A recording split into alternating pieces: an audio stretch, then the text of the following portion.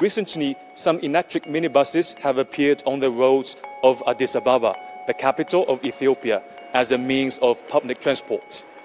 And this is one of the latest moves of the Ethiopian government to cut the carbon dioxide emission, like what many countries do in the rest of the world.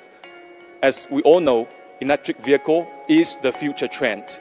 And I heard these electric minibuses are imported from China, not in the form of a whole vehicle, but by different small parts. And then they are assembled here in this factory for two reasons. The first reason is that the price is more reasonable if they are assembled here in Addis Ababa. And the second reason is that this can help boost local employment, according to this company.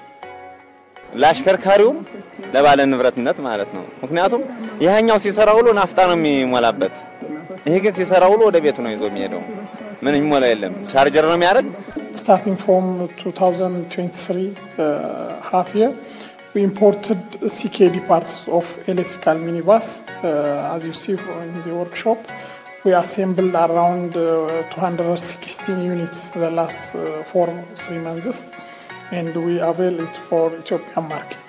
Electric minibuses have a capacity of 15 seats. It is high roof, it is well ventilated inside, have a good space inside.